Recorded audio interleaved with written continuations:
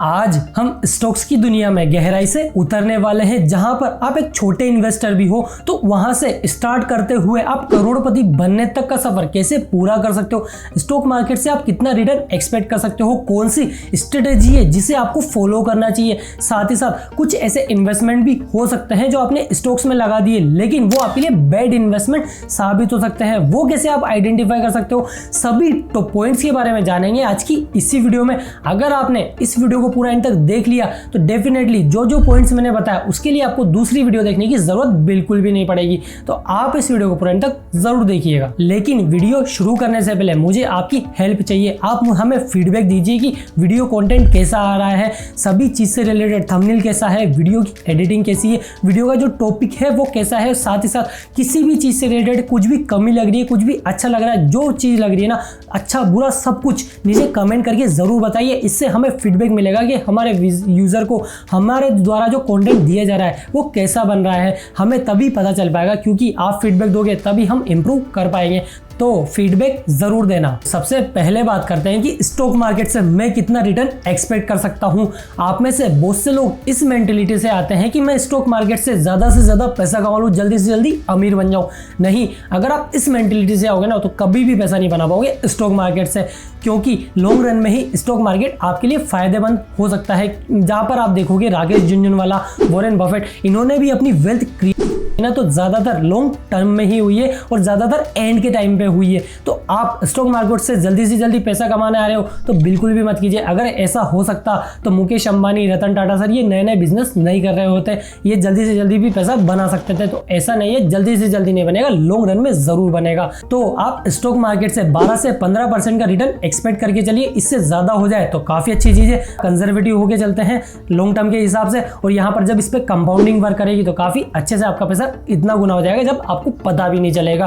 Compounding से related ये video देख लीजिए, डिटेल में समझ में आ जाएगा। सेकंड है, स्टॉक मार्केट में आपको कुछ चीजें हैं जिनसे ज्यादातर हो सके तो दूर ही रहना, अगर हो सकता है तो कुछ ही परसेंट इन्वेस्ट करना, अगर आप रिस्क ले सकते हो तभी। वो कौन सी चीजें? पहला तो है पेनी स्टॉक्स। पेनी स्टॉक्स आपको मिल गए ऐसा नहीं हो सकता दोस्तों, ये आपको एक तरह से बताया जाता है किसी न्यूज के माध्यम से, टेलीग्राम चैनल के माध्यम से, इंस्टाग्राम के माध्यम से, अलग अलग सोर्सेस के माध्यम से आप तक ये पहुंचाया जाता है कि 1 रुपए का है, 10 रुपए का है, 100 रुपए का है, इतना सस्ता, ये इतना ऊपर चला जाएगा। नहीं, ये आपके लिए पंप एंड डंप वाला हो सकता है। मैं भी काफी टाइम से स्टॉक मार्केट में हूं, मुझे भी काफी सारे पेनी स्टॉक्स दिखे, लेकिन जब मैंने उनकी पूरी एनालिसिस करी, फंडामेंटल एनालिसिस सब कुछ किया ना, तब जाकर के मुझे पता चला कि भाई ये तो लॉन्ग टर्म में नहीं है, इसको शॉर्ट टर्म के लिए क्या, कोई भी बड़ा पैसा डाला और कभी भी नीचे ला सकता है, कभी भी ऊपर ले जा सकता है। तो यहाँ पर पेनी स्टॉक्स को मैनिपुलेट करना काफी आसान होता है, तो आप इनसे जितना ज्यादा दूर रहोगे उतना अच्छा रहेगा आप ही के लिए। और आईपीओ में ज्यादातर क्या होता है कि जैसे फॉर एग्जांपल मेरी कंपनी है,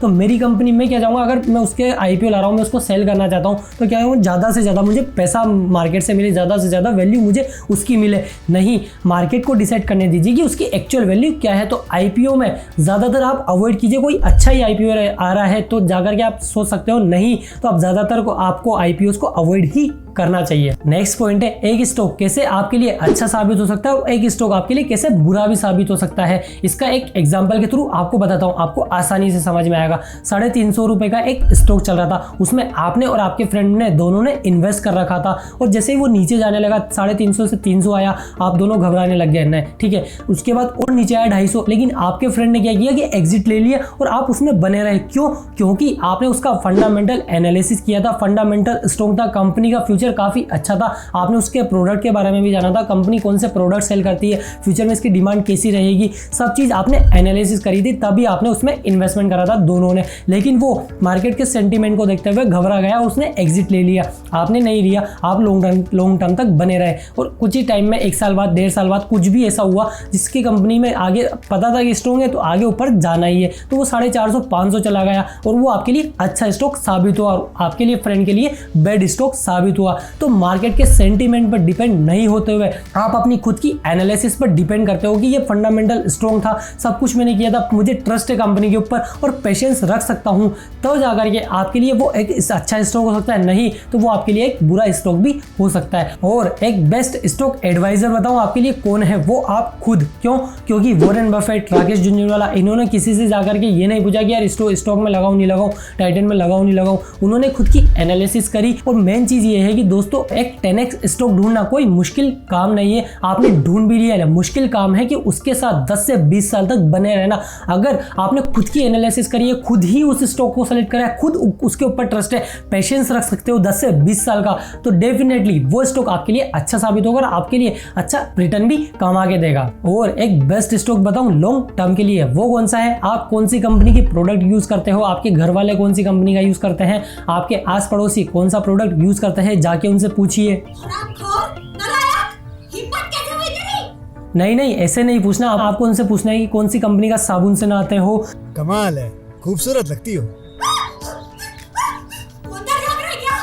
कौन सा शैम्पू यूज़ करते हो, कौन सा टूथपेस्ट यूज़ करते हो, कौन से FMCG प्रोडक्ट जो डेली यूज़ में है, कार कौन सी कंपनी की, मोबाइल, ये सारी चीज़ें आप देखिए कि आपने आसपास कौन सा ज़्यादा प्रोडक्ट यूज़ हो रहा है, इसकी फ्यूचर में डिमांड बढ़ने वाली है, उनको उस फ्यूचर में भी इसका प्रोडक्ट की ज़रूरत पड़ेगी या नहीं पड़ेगी, या क्या कंपनी के ऊपर ट्रस्ट है, ये आपको मार्केट की एनालिसिस करने पर ही पता चलेगा। खुद से घर वालों के आसपास देखिए, अपने आस पड़ोस में देखिए, उस हिसाब से आपको पता चलेगा कि कौन सा प्रोडक्ट ज़्यादा बिक रहा है, तो वो आपके लिए भी काफ़ी अच्छा हो सकता है। वहाँ पर आपको 15 से 20 कंपनियाँ मिल जाएगी, लगभग 15 से 20 कंपनी में ही नहीं करना, उसमें से सेलेक्ट करना है कौन सी फंडामेंटल स्ट्रॉन्ग है, कौन सी फ्यूचर में आगे ग्रो हो सकती है, तो वहां पर आपको मिल जाएगा। तो 5 से 7 कंपनी मिल भी गई तो भी काम हो रहा है, 15 से 20 में से 5 भी मिल गई तो भी कोई बुरा नहीं है दोस्तों।